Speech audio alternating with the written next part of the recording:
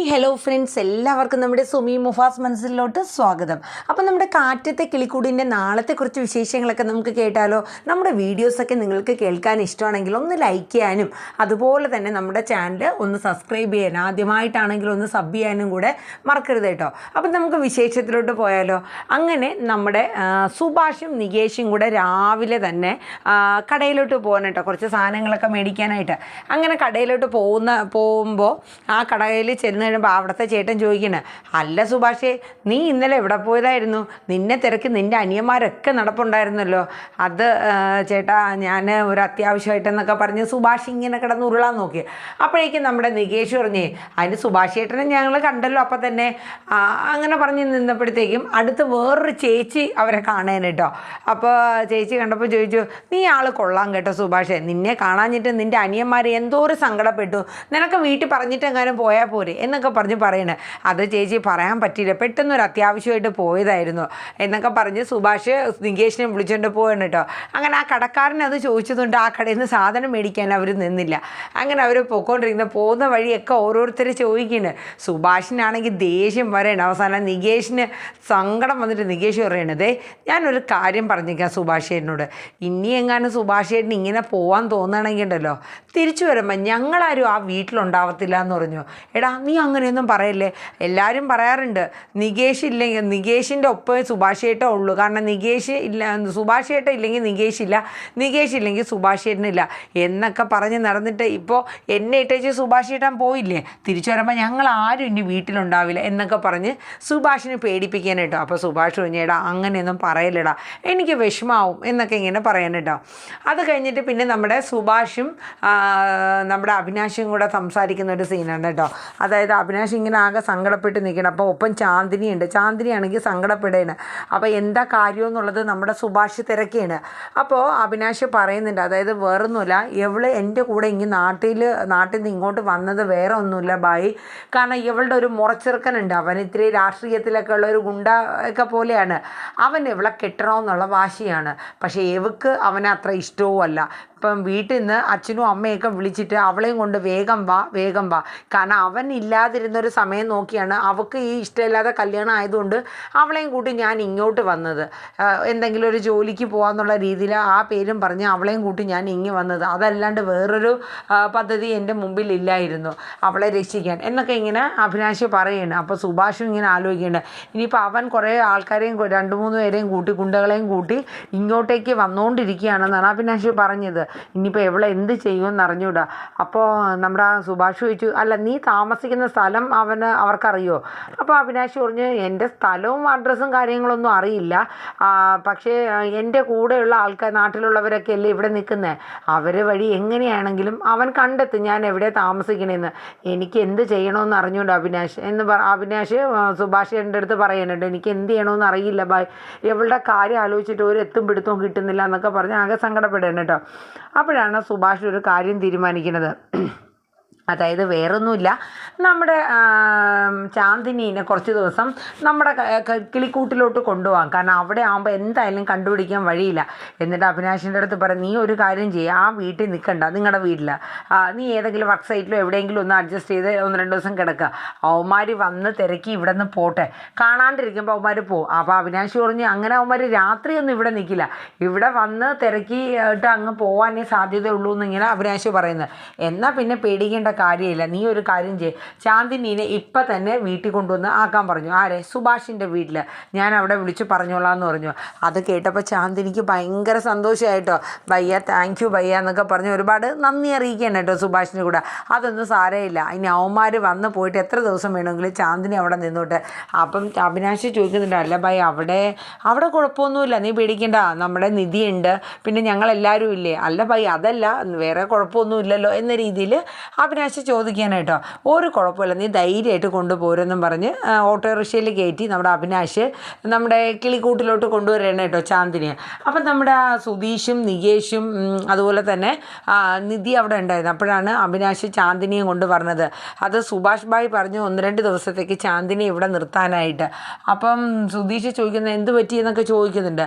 ആ സമയം തന്നെ സുധീഷിൻ്റെ ഫോണിലോട്ട് വിളിച്ച് കാര്യങ്ങളൊക്കെ വിശദമായിട്ട് പറയണേ. ഇന്നതുപോലെ ഒരു മുറച്ചെറുക്കൻ ഗുണ്ടയാണ്, അവനൊരു രാഷ്ട്രീയത്തിലൊക്കെ ഉള്ളവനാണ്. അപ്പോൾ ചാന്ദിനിയെ ഇഷ്ടമില്ലാണ്ട് കല്യാണം കഴിക്കണമെന്നുള്ള വാശിക്ക് അവൻ അവളെ പിടിച്ചുകൊണ്ട് പോകാനായിട്ട് വരുന്നുണ്ട്. അപ്പോൾ അവൾക്ക് ആ കല്യാണത്തിന് താല്പര്യമില്ല. അപ്പോൾ അതുകൊണ്ട് ഇവർ അവിനാശിൻ്റെ കൂടെ അവളെ നിൽക്കുകയാണെങ്കിൽ ചിലപ്പോൾ അവിനാശിനെ തല്ലിയിട്ടിട്ട് ചിലപ്പോൾ അവളെയും കൊണ്ടുപോകും. അപ്പോൾ ഇവിടെ ആകുമ്പോൾ ചാന്ദിനി സേഫ് ആയിരിക്കും എന്ന് പറഞ്ഞു. അത് കേട്ടപ്പോൾ സുധീഷ് പറഞ്ഞു, അതൊന്നും പേടിക്കേണ്ട സുഭാഷ് ചേട്ടാ, അത് ഇപ്പം തന്നെ സെറ്റ് ചെയ്യാമെന്ന് പറഞ്ഞ് അവിനാശിൻ്റെ അടുത്ത് പറഞ്ഞ് ഓക്കെ ആക്കി ചാന്ദിനീനെ അവിടെ നിന്ന് നിർത്തിയിട്ട് പോവേണ്ട. അപ്പോഴേക്കും സുധീഷിന് അറിയാവുന്ന ഹിന്ദിയിൽ ചാന്ദിനി നോ പ്രോബ്ലം, ഇവിടെ എല്ലാം ഓക്കെ എന്നുള്ള രീതിയിൽ ഹിന്ദിയിലേക്ക് അടിച്ചു വിടുന്നുണ്ട് കേട്ടോ. ഇത് കേട്ടപ്പോഴത്തേക്കും നമ്മുടെ നിധി ഒന്ന് തുറപ്പിച്ച് നോക്കുന്നുണ്ട്. അപ്പോഴേക്കും നമ്മുടെ ഹരീഷ് അടുത്ത് നിന്നുകൊണ്ട് പറഞ്ഞേ, അതെ ഇച്ചിരി ഓവറായി പോകണുണ്ട് സുധീഷ് ചേട്ടാ എന്നിങ്ങനെ പറഞ്ഞു കേട്ടോ. അപ്പോഴേക്കും സുധീഷ് അതൊക്കെ സൈലൻ്റായിട്ട് നിൽക്കുകയാണ്. ഇതേ സമയത്ത് നമ്മുടെ നികേഷും സുഭാഷും കൂടെ പോയിട്ട് തിരിച്ച് വന്നുകൊണ്ടിരിക്കുന്ന സമയത്ത് നമ്മുടെ ഗംഗാധരനെ കാണുന്നു കേട്ടോ വഴിയിൽ വെച്ച്. അപ്പോൾ ദൂരനെ ഗംഗാധരന് ഇവരെ കണ്ട് സുഭാഷിനെയും നികേഷിനെയും കാണുന്നുണ്ട്. എന്നിട്ട് ഗംഗാധരൻ ഒന്നും മിണ്ടാണ്ട് മൈൻഡ് ചെയ്യാണ്ട് പോകണം. അപ്പോൾ നികേഷ് പറഞ്ഞു, അല്ല സുഭാഷ് ചേട്ടനെ കാണാനില്ല എന്ന് അറിഞ്ഞപ്പോൾ അമ്മായിയും അമ്മാവനും കൂടെയൊക്കെ വന്നതാണല്ലോ, ഇപ്പം എൻ്റെ മുഖത്ത് പോലും നോക്കാത്ത. അപ്പോഴേക്ക് സുഭാഷ് അമ്മാവാന്ന് വിളിച്ചു കേട്ടോ. അപ്പോൾ ഗംഗാധരൻ അവിടെ നിന്നു. എന്നിട്ട് പറഞ്ഞു, അമ്മാവ ഞാൻ പെട്ടെന്ന് ഒരു ജോത്സ്യം വന്ന് ഇങ്ങനെയൊക്കെ പറഞ്ഞൊരു സാഹചര്യം വന്നതുകൊണ്ട് ഞാൻ പോയതാണ് എന്നൊക്കെ ഇങ്ങനെ പറഞ്ഞു കേട്ടോ. ശരി എന്നിങ്ങനെ പറഞ്ഞിട്ട് ഗംഗാധരൻ ഒന്നും മിണ്ടാണ്ട് പോണ്. അപ്പോഴേക്കും സുഭാഷ് ഇങ്ങനെ അന്തം വിട്ട്, എന്താ ഒന്നും മിണ്ടാത്ത. അപ്പോൾ വീണ്ടും അമ്മാവാന്ന് വിളിക്കണേ. അതെ നമുക്ക് എനിക്കൊരു കാര്യം അമ്മാവനോട് ചോദിക്കാനുണ്ടായിരുന്നു. എന്താ കാര്യം പറഞ്ഞു എന്നിങ്ങനെ പറഞ്ഞു. അപ്പോൾ പറഞ്ഞു, അതെ നമ്മുടെ കുടുംബക്ഷേത്രം എവിടെയാണെന്നൊന്നും പറയാവോ എന്ന് ചോദിക്കുക. എന്താ ഇപ്പോൾ കുടുംബക്ഷേത്രം തിരക്കി കിടക്കണേ? അല്ല, നമ്മൾ ഒരുമിച്ച് പോയി കുടുംബക്ഷേത്രത്തിലൊക്കെ പോയി വഴിപാടുകളും കാര്യങ്ങളൊക്കെ ചെയ്യണമെങ്കിൽ കുറേ ദോഷങ്ങളൊക്കെ മാറി കിട്ടുമെന്നിങ്ങനെ പറയുകയാണ്. ദേ ഞാൻ നിന്നോടൊരു കാര്യം പറഞ്ഞിരിക്കുക, എനിക്ക് ഈ കുടുംബത്തിൽ ആകെ നിന്നെ മാത്രമേ ഒരു ഇഷ്ടമുള്ളൂ. അപ്പം നിന്നെ കാണാനില്ല എന്ന് കേട്ടപ്പോൾ എനിക്ക് അവൾക്കൊരു ചെറിയ വിഷമം തോന്നി, അതുകൊണ്ട് വന്നതാണ് എന്ന് പറഞ്ഞ് നിന്നെ കുടുംബത്തേക്ക് ഏറ്റെടുക്കാനൊന്നും പോണില്ല എന്നൊക്കെ പറഞ്ഞിട്ട് ഒന്ന് പറഞ്ഞു. പിന്നെ കുടുംബക്ഷേത്രം, ഇനി കുടുംബക്ഷേത്രത്തിൽ ഒരുമിച്ചിട്ട് പോയിട്ട് എന്ത് ചെയ്യാനാ, ഇത്രയും നാളും പോയിട്ടൊന്നുമില്ലല്ലോ എന്നും പറഞ്ഞിട്ട് ഗംഗാധരൻ ഒരൊറ്റ പോക്കാണ്. അപ്പോഴേക്കും നമ്മുടെ നികേഷും സുഭാഷും മുഖത്തോട് നോക്കിയാണ്. അപ്പം നികേഷ് പറഞ്ഞു, അയ്യേ ഇയാൾ ഇത്ര കച്ചടയാണോ, ഇയാളെ വരക്കം കണ്ടപ്പോൾ വിചാരിച്ചു എല്ലാം ക്ഷമിച്ച് സഹിച്ച് നിൽക്കണം നിപ്പാണെന്ന്. അയ്യേ ഇയാളൊന്നും നന്നാവാൻ പോകണില്ല സുഭാഷ് ചേട്ടാ, അപ്പം നമുക്ക് പോവാം. അതുകൊണ്ടൊന്നും അല്ല, എന്തോ ഒരു ചെറിയ ഇതൊക്കെ ഉണ്ടടാ നമ്മളടുത്ത്, പിന്നെ അത് പുറത്ത് പ്രകടിപ്പിക്കാനുള്ള ഒരു ഇത് കൊണ്ടായിരിക്കാം, അവരുടെ സ്വഭാവം അങ്ങനെ ആയതുകൊണ്ടായിരിക്കാം, പക്ഷെ പാവ എന്നൊക്കെ പറഞ്ഞിട്ട് സുഭാഷ് നികേഷിനെയും കൊണ്ട് പോവാൻ കേട്ടോ. അപ്പോൾ ചാന്ദിനി ഓക്കെ ആയിട്ടൊക്കെ നിൽപ്പുണ്ട്. അപ്പോൾ ഇതിൻ്റെ ഇടയിൽ നമ്മുടെ നിധി നമ്മുടെ സുനന്ദയെ ഒന്ന് വിളിക്കുകയാണ്. കാരണം സുനന്ദയ്ക്ക് ചിലപ്പോൾ ഒരു പക്ഷേ നമ്മുടെ ഈ കുടുംബക്ഷേത്രം അറിയാൻ സാധ്യതയുണ്ട്. കാരണം നമ്മുടെ സുനന്ദ അമ്മയോടൊപ്പമൊക്കെ അമ്മാവിനോടൊപ്പം ഒക്കെ പോകാൻ ചാൻസ് ഉണ്ടല്ലോ. അപ്പോൾ അതുകൊണ്ട് ഒന്ന് വിളിച്ച് നോക്കാമെന്ന് പറഞ്ഞ് നിധി നമ്മുടെ സുനന്ദേനെ ഒന്ന് വിളിക്കാൻ കേട്ടോ. അപ്പോൾ സുനന്ദ എടുത്തു പറഞ്ഞേ, നിധി എന്തൊക്കെയുണ്ട് വിശേഷം, സുഖമാണോ? അപ്പോൾ നിധി പറയുന്നുണ്ട്, ഇവിടെ സുഖമാണ്, അവിടെ എന്തൊക്കെയുണ്ട് വിശേഷം? സുനന്ദ നീ സുഖമായിട്ടൊക്കെ ഇരിക്കുന്നോ എന്നൊക്കെ ചോദിക്കുന്നുണ്ട്. കുഴപ്പമൊന്നുമില്ല, അങ്ങനെ പോകണോ. അങ്ങനെ സുനന്ദ ഇവിടുത്തെ എല്ലാവരുടെയും വിശേഷമൊക്കെ ചോദിക്കുമ്പോൾ നിധി ചോദിക്കും, അതേ സുനന്ദ ഇവിടുത്തെ ഈ അച്ഛൻ്റെയൊക്കെ കുടുംബക്ഷേത്രം എവിടെയാണെന്ന് നിനക്കറിയോ?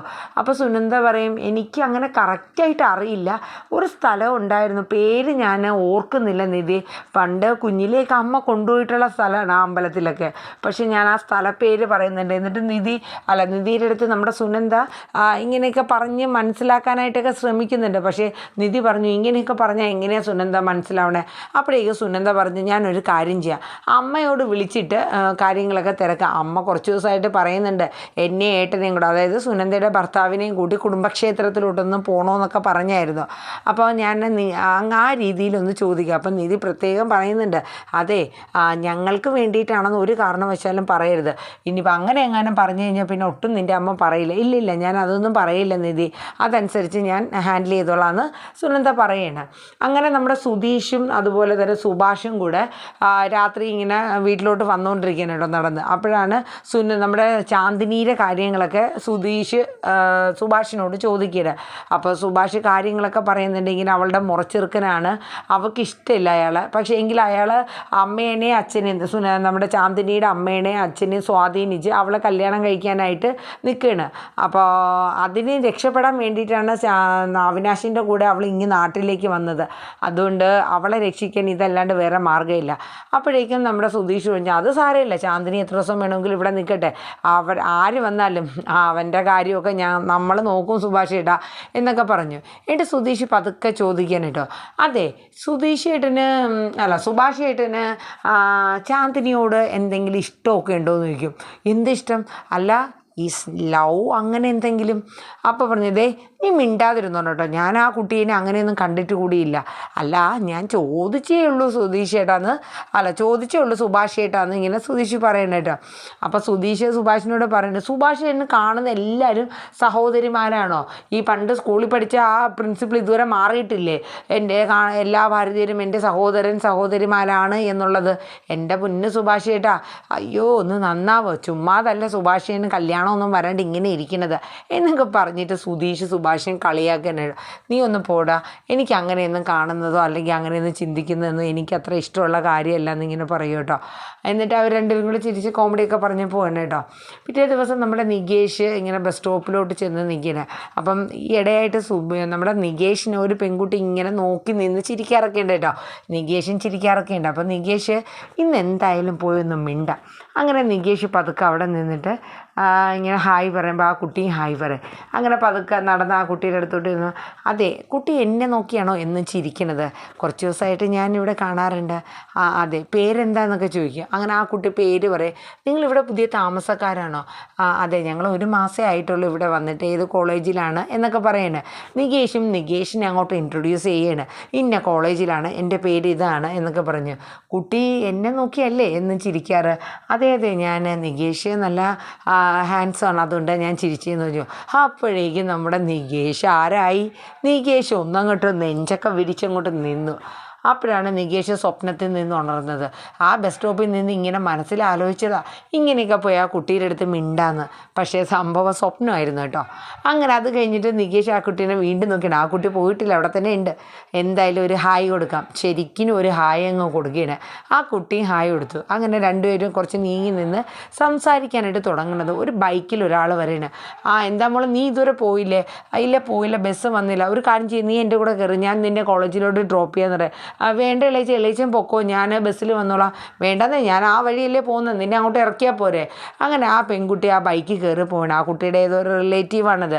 അങ്ങനെ ബൈക്കിൻ്റെ പുറകെ ഇരുന്നിട്ടും നമ്മുടെ നികേഷിനെ ഇങ്ങനെ നോക്കി എനിക്ക് കേട്ടോ. അപ്പം നികേഷ് ഒരു ടാറ്റയൊക്കെ പറഞ്ഞ് ഹാപ്പിയാക്കി വിടുന്നുണ്ട്. അത് കഴിഞ്ഞിട്ട് നമ്മുടെ